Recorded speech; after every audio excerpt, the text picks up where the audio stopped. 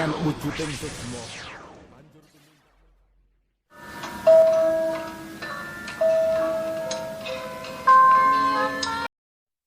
Assalamualaikum warahmatullahi wabarakatuh. Salam rahayu, salam sejahtera, salam bahagia, salam budaya, salam lestari.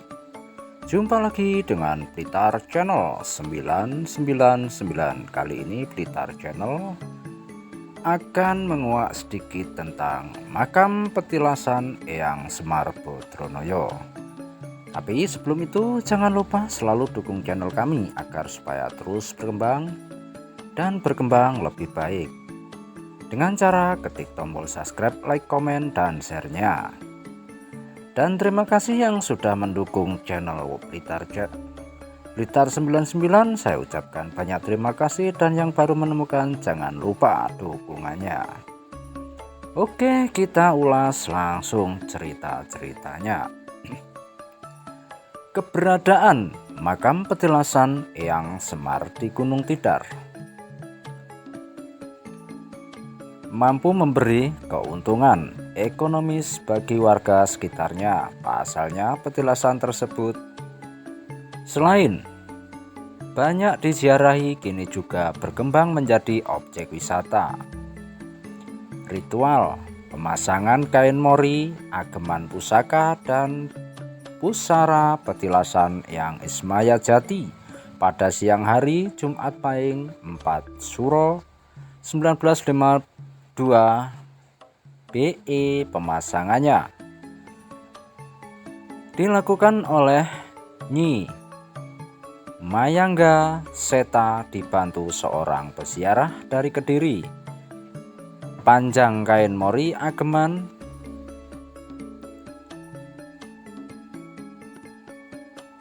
keris pusaka 11 meter dan kain mori untuk ageman pusara petilasan 7 meter.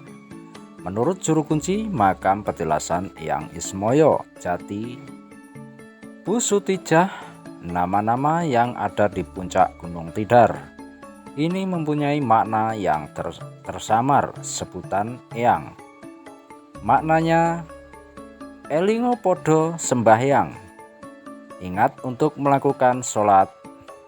Ismoyo maknanya ojo podo semoyo, jangan menunda. Kata jati artinya kabeh ono jati dirimu, semua ada pada jati dirimu. Sedangkan kata Semar maknanya siro eling marang Allah lan Rasul, kamu ingat pada Allah dan Rasul.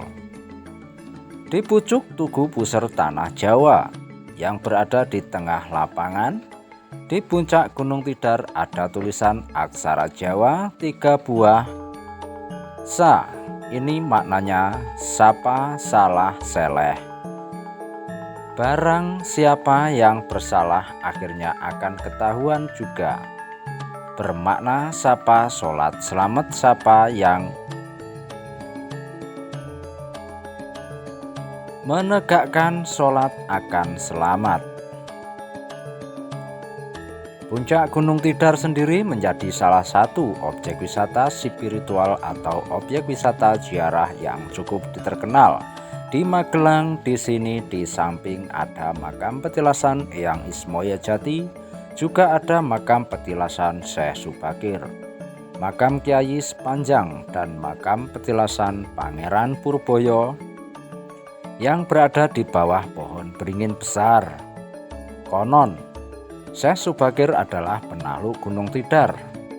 Meski tidak ada bukti meyakinkan akan cerita legenda ini, dengan mengalahkan para jin penunggu Gunung Tidar tersebut, menurut legenda hikayat Gunung Tidar, Syekh Subakir berasal dari negeri Turki yang datang ke Gunung Tidar bersama kawannya yang bernama Syekh Jangkung untuk menyebarkan agama Islam.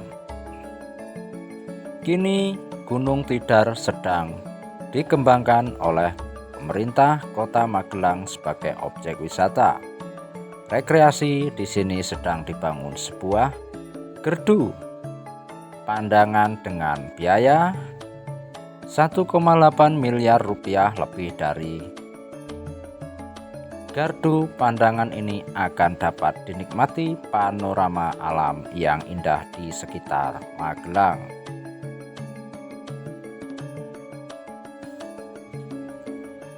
Di tengah kehidupan masyarakat Jawa, hampir tidak ada yang tidak mengenal tokoh bernama Semar atau Sang Ismoyo. Nama tokoh Punokawan ini terutama dikenal dari cerita wayang.